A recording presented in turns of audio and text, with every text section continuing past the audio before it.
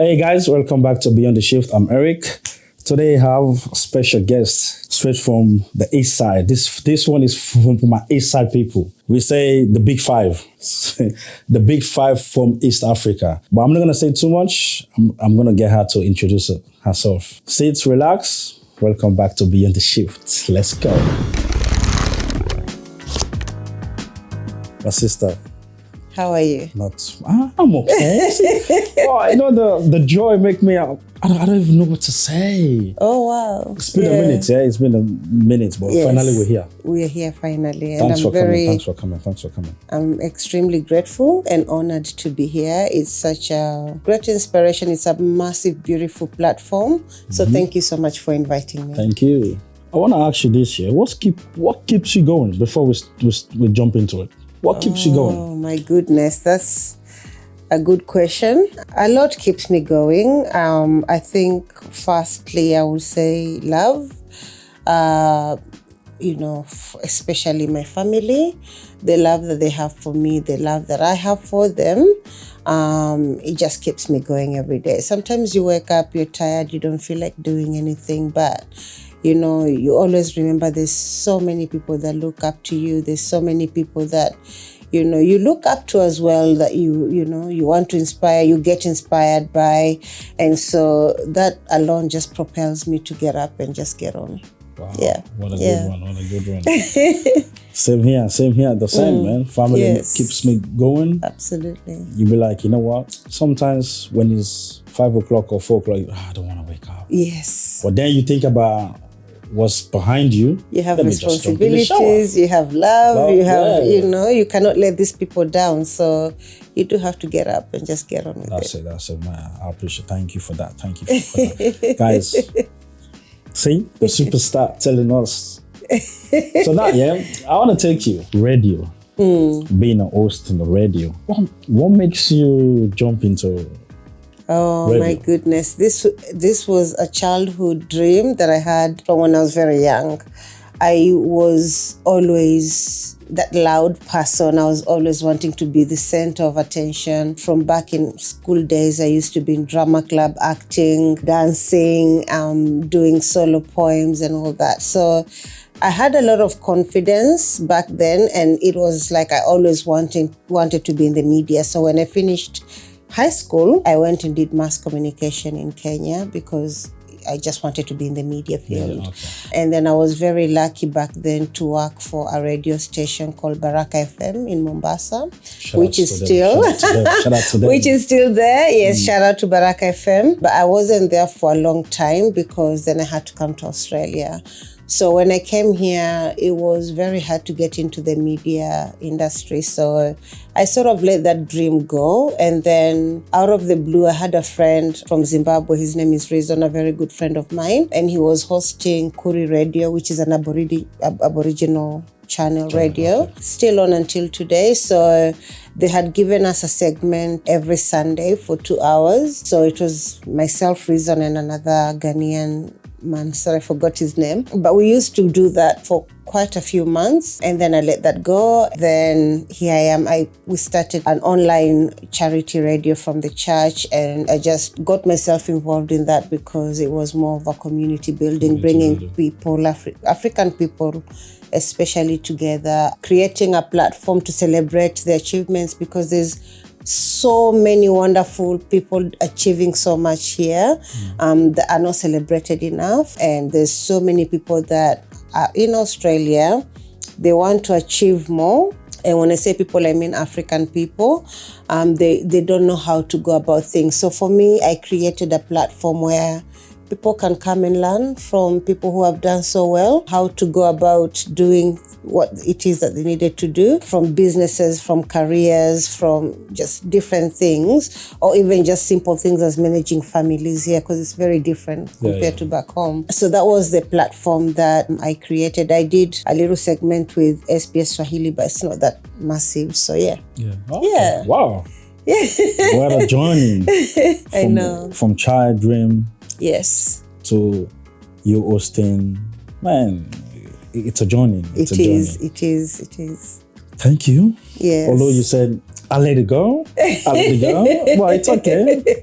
You I still did find let yourself it go. again. Yes. So now I want to ask you, I think I've been in the radio station once, but I want to know, like, for a host, how does it, like, what do you put together, like, being a host for you? What do you put together? Oh my goodness, it wasn't easy. It wasn't easy. And sometimes people don't see the behind the scenes because there's a lot of preparation. If you're running a program for an hour, you need to calculate the conversation to last that long. You need to figure out who you're bringing to the show. You know, what input are they going to put? You need to strategize, research about that person, find out what they've done, what they've, achieved, and tailor your conversation towards that as well, because you don't want to bring someone then you don't know what you're talking about. Yes. So you do your research, you find the guest that's coming on, and then you research the conversation and time it in such a way that it will last throughout the program of the show. And for me, it used to be a live show, so there's no cut, Wow. It used to be a live show. I used to go live on social media, and so I had to do it perfectly at that time. So yeah. Wow. Yes. What a tip. See, that's what happens when you get the best, you learn from the best. Yeah. I'll do the same, but like, it's a different way, I understand. I feel you. Yeah. I feel you. Yes. So now, I want to shift you a little bit, What makes you pack your bags and say, let's move to down under? Oh, wow. For me, I'll say it was an easy choice because my elder sister, shout out to Rehema, she first came to Australia when she was only 18.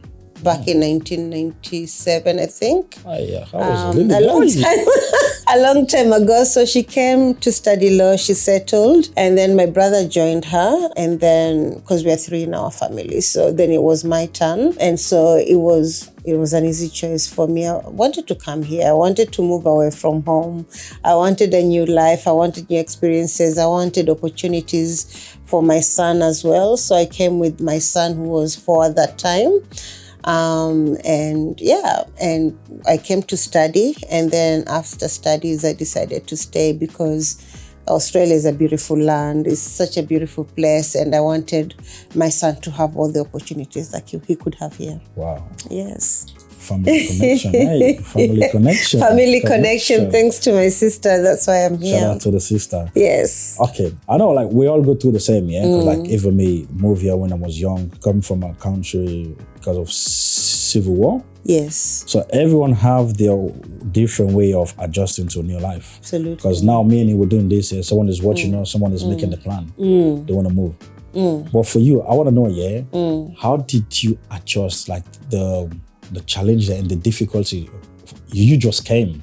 I know your sister and your brother, they were here. But for you, how did you adjust to that new life in Australia? It wasn't easy. I'm very grateful that my family was here. There's a lot of people that come and they don't have that support. I did have that support, and I'm very grateful.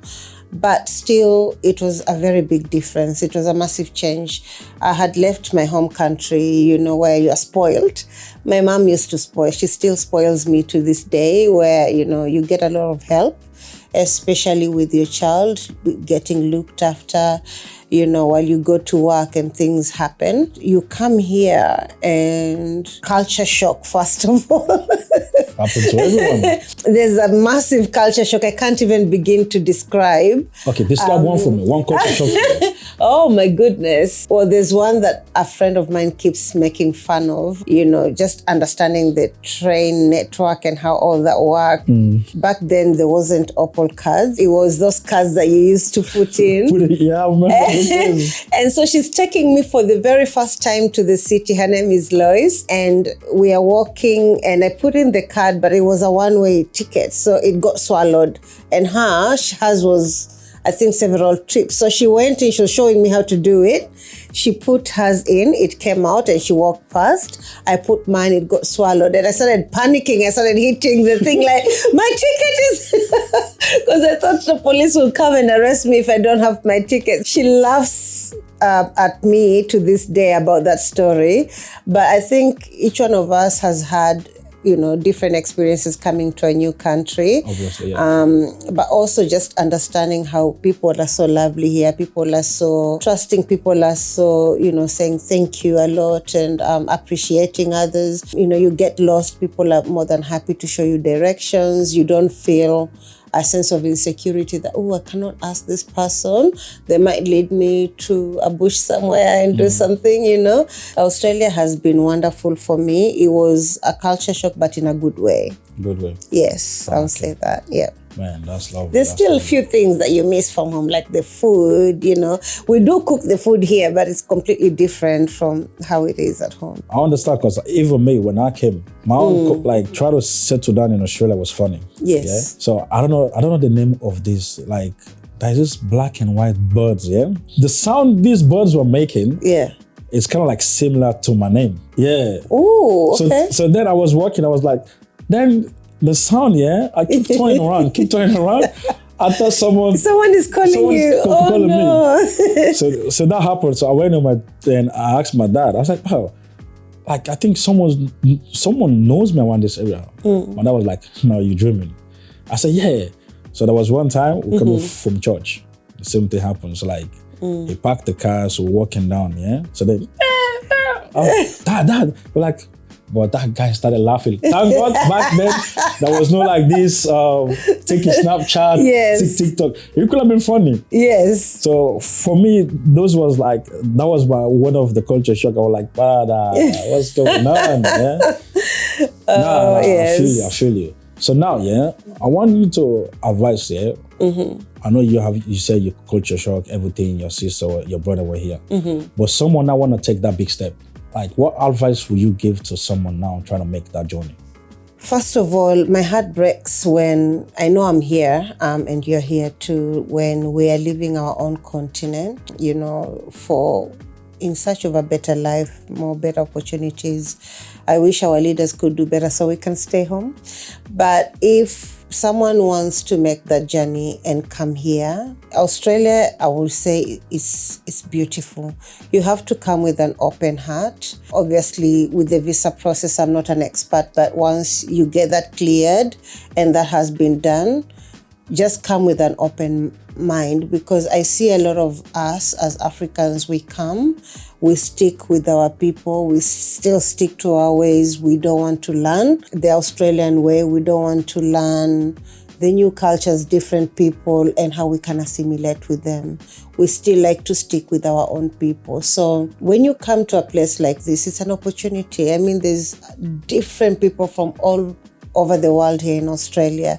Take that opportunity, mingle yourself with the Chinese, with the Indians, with the Australians, with the Europeans, and just get to understand how life goes. And it will open your mind to, to understanding so many different things. I don't want to say our ways are bad. No, please. If anybody knows me, they know I love my African culture. I love, I still like to represent. But it's also good to open your mind to other things, and that way you learn and, you find it's slightly easier to navigate your life through in Australia. Wow. Yeah. You sure you don't have PhD in this? I do have a self-awarded PhD in life, maybe. I don't know, but I'm giving life based off of my own experiences, because some of us, we come and you find the majority of us just stick to particular job types because that's what we've been told. You go to Australia, these are the only jobs you can do. But it's not true.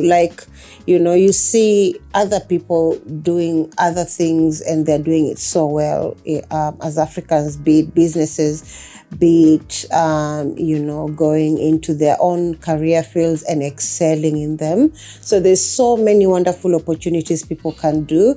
And networking is a big issue. Once you know who is who, it helps. It helps, yeah. That's one thing, exactly like what you said, yeah? Yeah. So some of our people, I normally say they feel comfortable. Say, okay, you know what? I don't want to change job. Maybe being a support worker, maybe or work in a factory or work in a Woolies or this. As long as they feel comfortable, they want to change. That's it. Yeah. Now, I want to I know you church about this, yeah? But I just want to ask you, being a mom, was it something you planned, or was it like, maybe, because my grandmom used to say, yeah, don't eat your lunch before lunchtime. That's it. I think I got greedy, but no, I wasn't, my pregnancy wasn't planned. I got my beautiful boy when I was very young. I was 21, and part of that was why I stopped working for the radio as well. But I had him unplanned at 21, made the decision to keep him, even though everybody, I think, in my circles was really pushing. African people, man.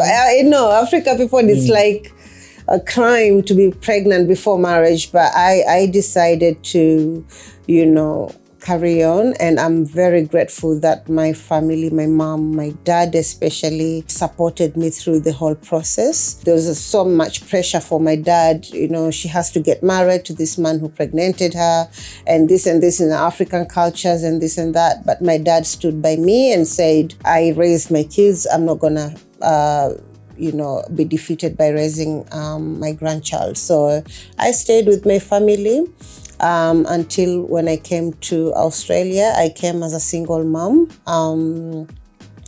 and trying to juggle between raising this amazing, very active little boy, studying at the same time and working, because you have to pay bills. Coming as an international student, I had to pay my own school fees. I had to pay my son's school fees because he couldn't go to school for free. He was international.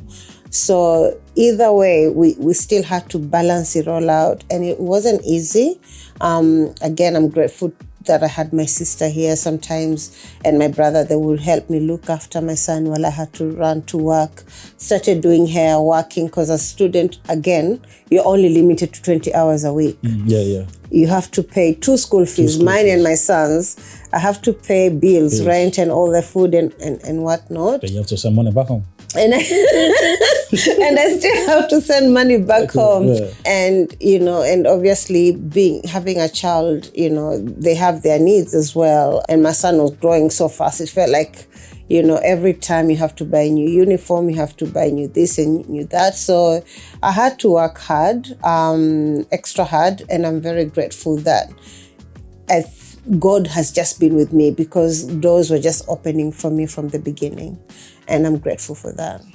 That's one of the reasons why I want to do this as well, yeah? People don't say what people go through in life. Yes. Because we live in a Western world, yeah? Like they think, you get the money from this tree, from that tree. The struggle is there, but people don't say it, yeah? No. Like you just go, you put up that smile, you have this beautiful, how do you call it? Chanel makeup, so on. Yes. Like the makeup cover everything, yeah? Yes. But I know you talk about, like, when we started, you talk about how you find yourself in Australia, yeah? Mm-hmm. But now, I want to touch on being a single mother. Yes. Yeah? Like, I know you said you have to work there. It's not easy. No, it's not. But if you can break it down for someone, yeah? Like, they're going through the same, but they want to give up. But you didn't give up. Well, if you can break it down, like, just what the challenges you faced there, how did you manage to beat those challenges? First of all, I'll say there's a lot of negativity within us as African people for single mothers. More so for single mothers that are of boys, because every person will come to you and tell you a boy needs to be raised by their father or a man, or, you as a woman, you cannot raise a man, things like that. And so aside from just the daily challenges, you're faced with a lot of questions or, uncertainties of, am I doing the right thing? What am I doing? Do I need to find a man to help me raise this boy? Because I'm no longer with the father of my son. I was not with him. So there was so many questions. There were so many battles I was fighting inside my head. But at the end of the day, I had to trust in myself and I had to trust in God and said, look, You gave me this child to come to my life for whatever reason. He's here. We're going to make it work. There were so many nights you just stay in, sleep, you can't sleep, or you cry, or thoughts are going, you're like, what did I do? What am I doing with this, with this boy? Am I failing him? What am I doing? But if I can show you my son today, I'm so proud. And do not listen to anybody who says you need a man to raise your child. You don't.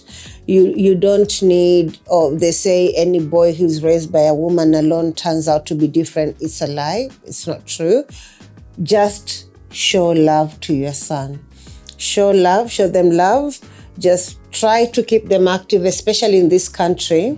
An idle mind, they say, is the devil's workshop, right? So just try to keep them active. I'm so happy my son was so much into soccer that it kept him out of trouble. So as long as they're active, get them into sports, whatever it is that they're very passionate about. Once they're working on that, then the rest is good. It's good. But yeah, all the single mothers, just keep doing it. Just keep showing love. Focus on your child. Don't focus on relationships outside. If they come, well and good. If they don't, you don't have to. You don't have to. But that's a good advice, yeah. But some people will say like they don't have that time. The one you said, like for them to like, not about the dating. Yeah. Take the kids for them to do different sports or so. Yeah. But one of the challenges people say, I don't have that time to take my son, blah. They're chasing the 9 to 5, they're chasing the overtime, the money.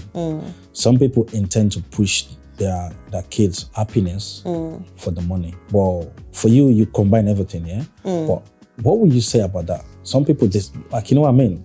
It's a tricky question because, yes, we do have to pay bills and there's, but something about us as Africans, we like to be seen to have, we have. I have this car, I have this house, I have this, I have that. For me, I think that wasn't as important starting up because it was just all about my son. It was just about me and my son. I wasn't so much into the way now I am. I like wearing nice dresses and I like wearing this. Back then, it wasn't so much in my mind. Yes, I did work a lot. I won't lie to anybody, but I still had to make time to make sure my boy goes swimming. I had to make sure my boy is playing soccer. I had to make sure he had the best shoes. I had to make time. Winter, soccer season is during winter here. Early morning, I'm freezing, but I'm in the field watching him. During the week, I'm taking him there for practice. You just have to make time because money comes, money goes. But your child is with you, for you're creating their future. I would rather invest time with your child and then make your money, or you can do both. Who says you have to? Just plan yourself. Okay, maybe 2-3 days a week, you can make that sacrifice not to do overtime. Then plan yourself, do overtimes the other times, and then leave the other times to spend with your child. Either way, you have to give them a good environment. Because in the long run, let's say now you have your millions, which I don't think they will, but if you do have your millions and then your child is in jail, what joy does that give you? Or your child has mental problems because they did not have that love that they really craved from their parents. So I'll say work, make your money, but also plan yourself. Everything is a priority. Just plan yourself. Some days work extra hard, some days spend time with your child and just give them attention, not just to spend time. Okay, I'm home. You go be on your computer, be on your laptop or, your iPad or whatever. Just take that time, take them outside, play with them. I had to be a child with my child. I had to go to theme parks, and as much as I was scared, I would go on those big roller coasters. I did so many crazy things with my boy because I had to do. I was his friend. He didn't have, especially going on a holiday, I can't buy tickets for his friends to come with me. So me and my son, we go to the Gold Coast, we go on those big roller coasters. I had to go with him. He can't just have fun by himself. So I had to be brave and do it. And, spend the money. The coins are finished, come back, work, make more. At the end of the day, we can't just hold on to money. Money comes, money goes. Money is there. Money is always going to be there. And as long as, your heart is in the right place, God will continue to bless you. Sister, Shake my hand. What nah, look, you can see the smile on my face, yeah? Yes. Because like I can see you open, like you're happy inside. You explaining Yes. the things that you used to do. Yes. Now you're seeing it like you don't have any stress because like you plan everything, yeah? Yes. God help you, then now it's working. Yes. Everything always works out. Sometimes we stress so much and spend our energy on stressing about matters. And I'm not saying that I don't stress, I still do, but at the end of the day, too much stress, it gets to a point when it becomes too much. It's not good for our health. It's not good for our environment with even everyone else around us. My one question I always ask myself is, what's the worst that could happen, right? I got that from my sister, by the way. What's the worst that could happen? You know, if you look at it, you're like, okay, fine, I got fired from this job. So what's the worst that could happen? You know, I'm still alive. There's still other opportunities. You know, you lose one job, you even find a better one tomorrow, you know. So don't dwell so much on difficulties. Be positive and try to find solutions. That's it. That's Yeah. good. That's good. So now, yeah, I want to take you to somewhere. I want to ask you this, yeah? Yes. So how did you vibe? You live here. How did you get, like, you connect to your roots? Well, me personally, I like to entertain, and my sister does too. And so most of the time, you know, meeting with other Kenyans, we would host events, parties. I used to like to throw so many parties back in the day. I used to run a club. I called it Diversity back in the day. There's nothing I haven't done. I've tried everything, Wow. right? It was one of the ways that I would connect with my people who are here as well and, you know, create those bonds. And, you know, we just eat together. I love to cook. I would cook. They would come, eat, we dance, and we just keep. And until today, if you look at my Spotify, it's mostly Swahili music.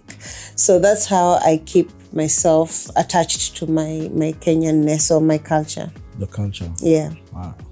So now, yeah, let me say this. Some guy from Adelaide or somewhere in Australia want to make the move to Kenya. What would you say, like, what tip can you... Are they going for holiday or are they moving to live there? Just the vibe. They want to see the big five. Contact me. Guys. Kenya is, and I'm not just saying this because it's my country, you can look it up, but it's one of the countries that is quite diverse. There's everything in one country. If you want the sunshine and the beach and the relaxation, we have that. If you want the wildlife and the safaris, we have that. If you want the waterfalls and the sceneries and the mountains, we have that. Kenya is quite diverse and it's beautiful. A lot of people go to Kenya, they just stay in Nairobi and then they come back. Even in Nairobi alone, yes, you can see a lot. We have the only wildlife within the capital city in Nairobi, Kenya. If you are on a quick time, yes, you can do that. But if you give yourself time, Kenya is quite diverse. If you go to Lamu, for example, you might think you're in Zanzibar. Like, it's completely different. You might think you're not even in Kenya. You go to Malindi, where I come from, we have sand dunes like Dubai. You know, we have the most beautiful beaches, clearer waters. You know, you go to Nairobi, you know, it's a big city. You go to Masai Mara, we have wildlife. You see and Masai Mara will guarantee that you will see most of the animals. Right. The only one that's difficult to spot is a leopard because they're shy. They're shy. They're always hiding. I'm shy too. You're shy too. Yeah. So you two will get on very well together. But yeah, leopards, sometimes if you're lucky, you can. Every time I go home, I go on a safari. And I'll tell you, I've never spotted a leopard in the wild. They stay on trees and they hide from other animals. Oh. Even when they kill their prey, they drag it up the tree. Up the tree? Yeah. Okay. Yeah. You sure you're not working for the Kenyan Wildlife Service? Yeah, Kenya Tourism. Yeah, because the way it's like you didn't. Hey guys, don't worry. Yeah, this is not. We're not doing. We are not marketing. I'm not marketing, but I am marketing for my country. Kenya. That one, yes, please go to Kenya. It's beautiful, and if you're not satisfied, come back to me. I will pay your money back. Refund. Okay. Fine. Yes. Now, like, I I want to try that one, yeah. Like, you know, Yes. you go to the safari. Yes. Like you guys sit like inside the youths Yes. spot. Yeah, I wanna try that one. It is actually exciting because it's one of the things I love. That's why every time I go, I can do it 100 times and I will not get bored. It's the thrill because you are not guaranteed to see the animals. So you sit in the 4-wheel drive cars and you're driving and you just like you're also looking and seeing what you can spot, you know. So there's the usual animals that you see, the zebras and all that, and the wildebeests. But the big 5, the elephants are easy to spot as well because they're big. Lions, there's many of them, you'll see them. Rhinos sometimes are a little bit difficult to spot. Buffaloes, there are so many. So when you have that in your mind, oh, where can we see them? And it depends on the season you go as well. If you go in the rainy season, it's hard to spot because there's grass everywhere. So animals are quite spread out. But if it's a dry season, there's only few water hole places. So they all come to drink water. So you'll know it's easier to see them because you go to a particular place and you see a lot of them there. So yeah, so I've learned because I'm always going on safaris. Can you just be a history teacher or something? Yes, please. I'm more than happy to. If you're going to Kenya, let me know. I'll hook you up with a good tour guide as well. Okay, this is a quick question. Yeah? Yes. I just want us to talk about this quickly. The big 5. The big 5. Yeah, some people don't know about the big 5 because I recently find out about the big 5 because one of my workmates, she has a jumper. Yes. Says the big 5. Yes. So if you can tell people what's the big 5. If I'm not wrong, the big 5 name came from back in the day when they based it off which animals are the most difficult to capture and kill or to capture and, back in the day there was, people killing the elephants for their tusks and the rhinos and so that's how they based it off the number of. These are the most difficult animals to capture so that's the elephant, the rhino, the buffalo, the lion, and the leopard. Yes. Big 5. The big 5. Yes. Okay, guys, if you have any more tips, tell us down in the comments below. We want to know. And correct me if I'm wrong. But I think that's, my explanation. Yes. It's good. Okay, now, Yes. I want us to talk about something.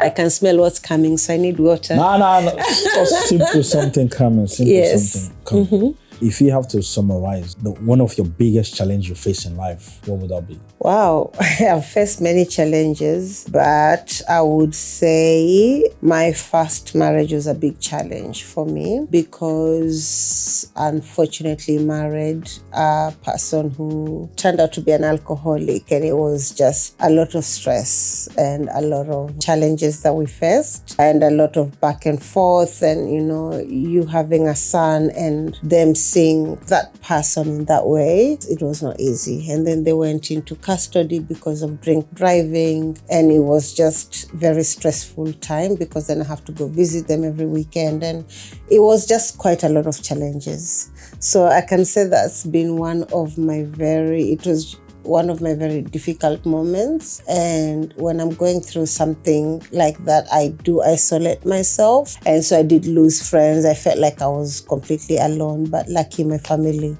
was always there with me. Mom had come at that time, and she would come with me to the prison, Silverwater, to visit this guy. And then when he came out, I thought things would work out best, but things just turned even, from bad to worse. And unfortunately, I had to make that decision to let him go when I felt that he put my son and my sister's daughter at risk. Okay. Yes. I know it's a deep one, yeah? Yeah. But we all go through kind of like something like that in life, yeah? Yes. Some people face worse than that. Yes, absolutely. Even me sitting here, like there was a time where you go through bad situation in your life, but people find way to overcome. Yeah. But apart from those things, like, did you seek help, or what did you do for yourself? I did seek help, even though, like yourself, I was in denial. I didn't think what I was going through was anything to do with mental health back then. I just thought, I'm stressed because this and this is going on. And sometimes in those situations, you're not thinking about your mental health. You're just thinking, oh, I'm down. I don't feel like getting up. I'm crying all the time. I can't sleep. I'm not sleeping. You just think it's part of the process of what you're dealing with, not knowing that you're going through something, you're sick in the mind. And so it took me time to realize that and to accept it, because that's another thing. Sometimes, yes, you do know I'm severely depressed or I'm going through something, but you're in denial about seeking help. So I did seek help. I got a psychologist that I was seeing, and for a short period of time, but I got over it. And yeah. For me, like, think this whole mental health, like, medicine, it takes me back, like, But I know I was, like, us, the African community, like, what you did, you see it, you don't want to go through this again, so you have to let go. Yes. But some of us, our people, they think about, what's the family going to say?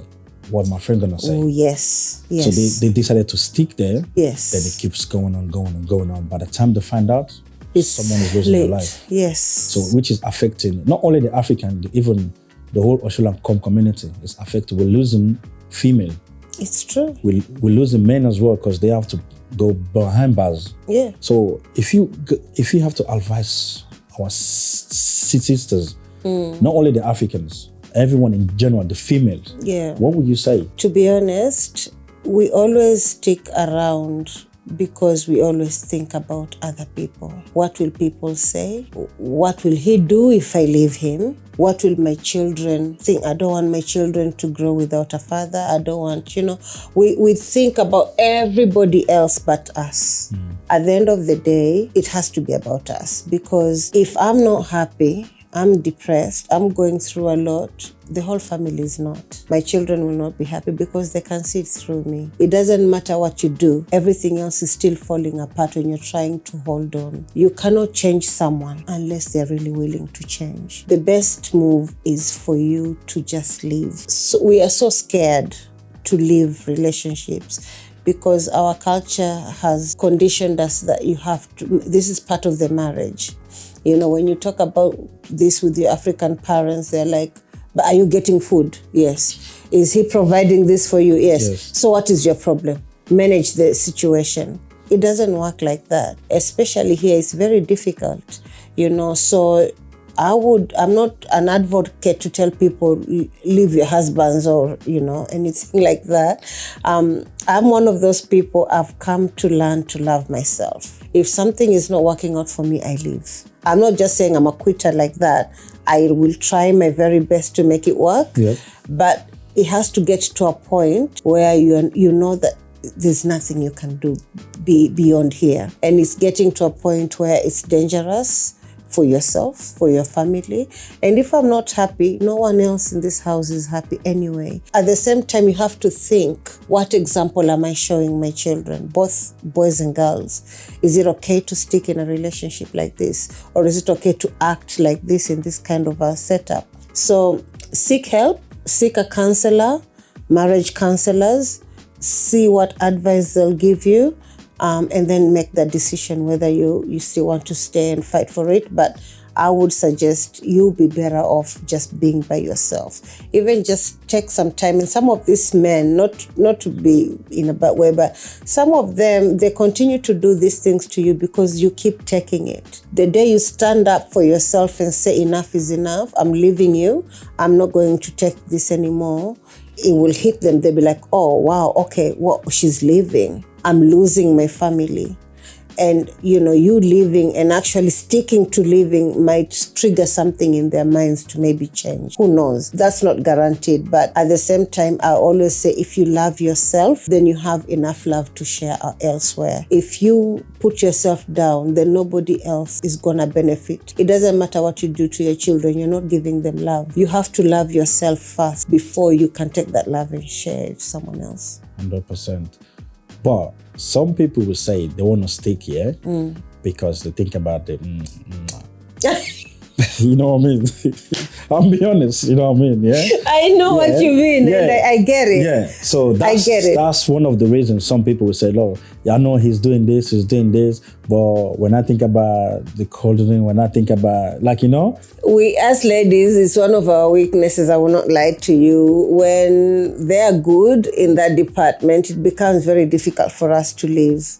But you have to weigh your good, the benefits and the bad things. You have to weigh and see which one outweighs which. If it's not safe and good for you, in a case of domestic violence, for example, and I do apologize for anyone going through domestic violence. I don't mean it in a bad way, what I'm about to say, but if they treat you badly, in terms domestic violence can be physical, mentally, financially, all those, and then they, you enjoy the hugging and the kissing and whatnot, the cuddles, you just have to weigh it yourself. You have to be very, very honest with yourself and tell yourself, is this worth this? Is this worth me going through all this? And then make that determination by yourself. No one can come and tell you what to do.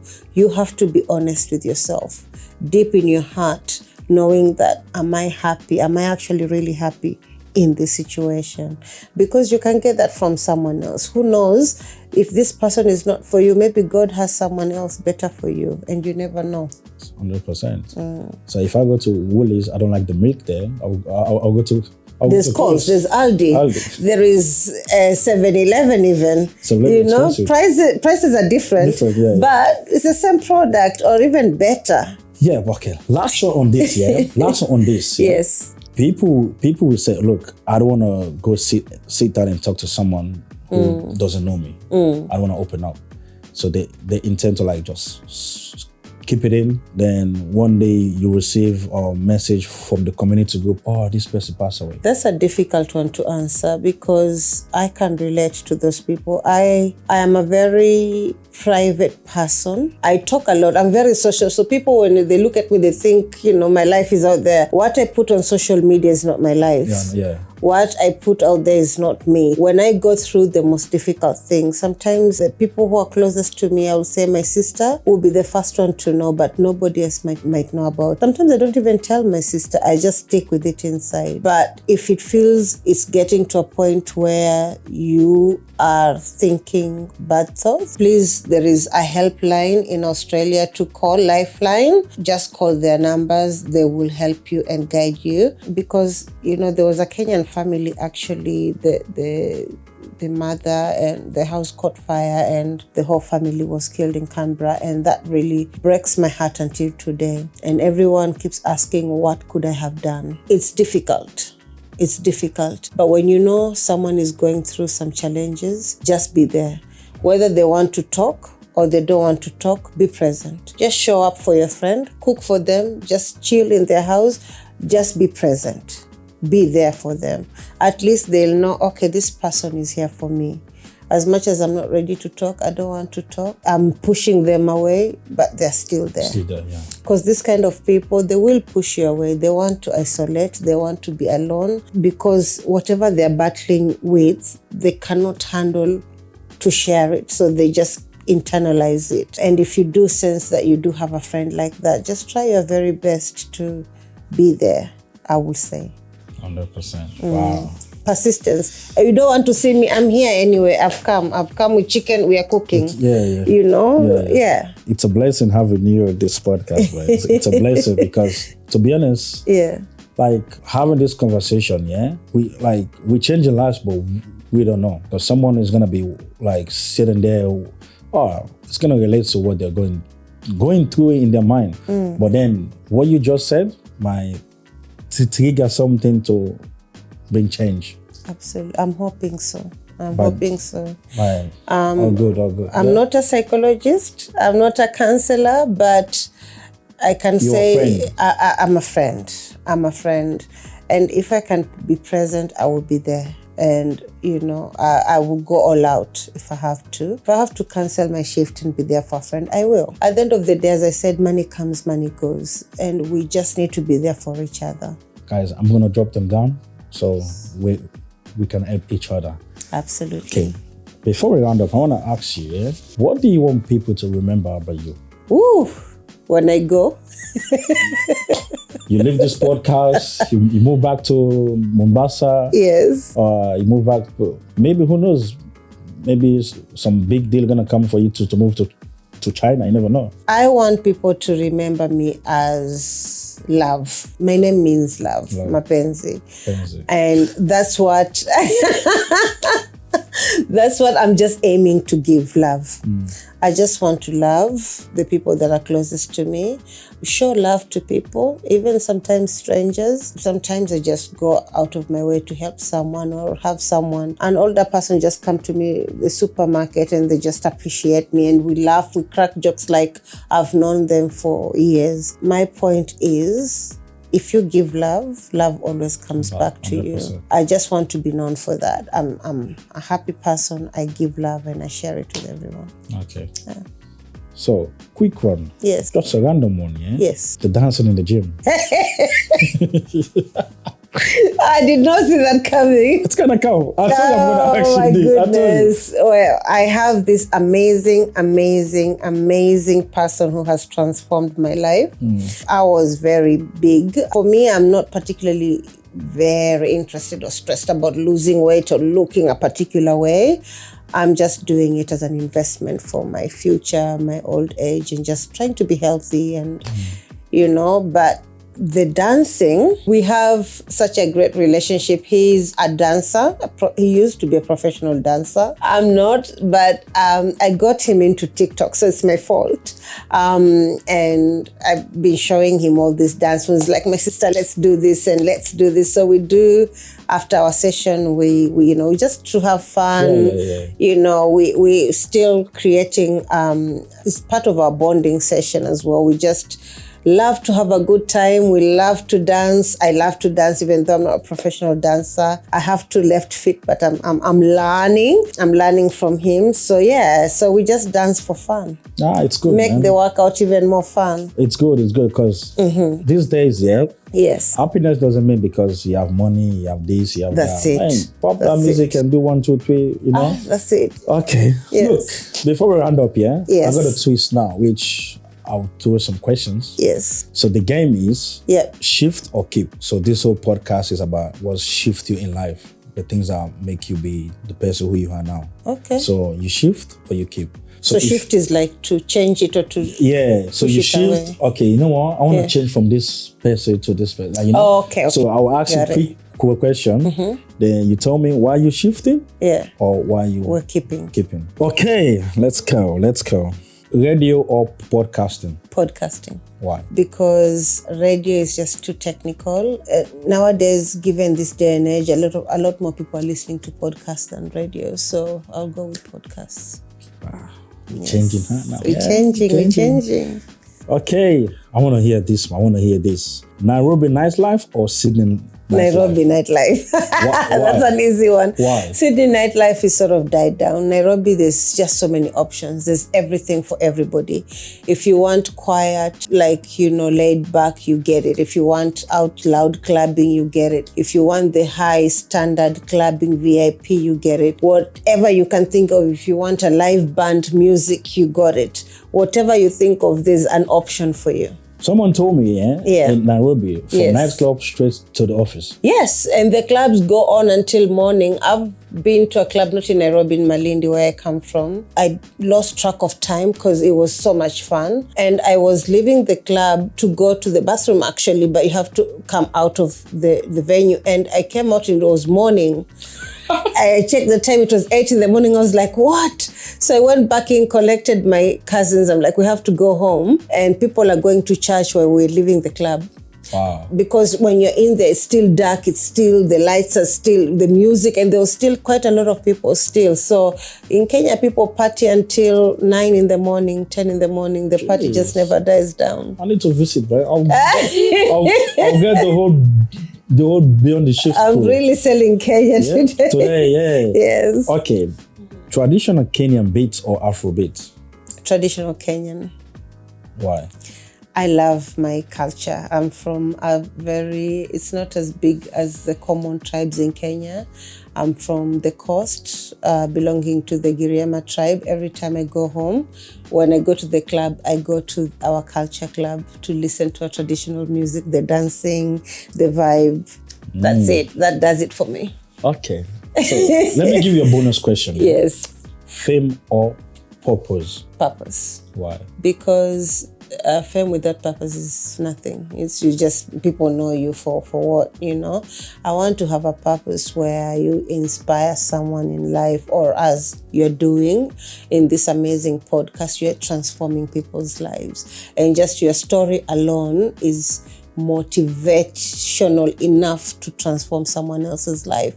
So you're doing a very good job. I applaud you for that, and that alone, thank you, it's going to benefit someone else in their life. So well, that's the game. So now, yes, Beyond the Shift. What Beyond the Shift means to you? If you put everything you've been through, what would you say Beyond the Shift means to you? It's trusting the process, because beyond the shift, life is better on the other side. When you're going through the most, just know that God is preparing you for a better future, shaping you for a better future up ahead. So trust the process, because once you get to the shift and get to the other side, beyond it, then things will look good for you. Okay. Yes. Thank you. Anyway, thanks for coming. Thank you for having me. Thank you so much, sis, for dropping by. Yes. Man, it's a blessing. Like, you know, the way we connect was just like, I think in space of 5 minutes. Yes. Yeah. Yes. 5 minutes, drop Mombasa. That's it. Connected. That's it. That's it. I appreciate you from the bottom of my heart. The whole team appreciate you dropping by. I know the fans, whoever is watching, they gain something from your journey, because what we do is just to share. Yes, absolutely. The things that we've been through. So we don't want our kids to make the same mistake, our cousins to make the same. That's it. No, thank you for having me. It's been such a pleasure. You know, you are very professional in the way you've organized everything. I do appreciate that. I've had such a lovely time coming here and chatting with you. Thank you. You're doing really well. Please do not stop. Keep going, because we are watching you and getting inspired by you. Thank you. No worries. All right, guys. I see you guys know, I always say, don't stop whatever you're doing. Keep pushing. There is always light at the end of the tunnel. Until next time, I'm Eric. This is Beyond the Shift. Let's hold. Peace.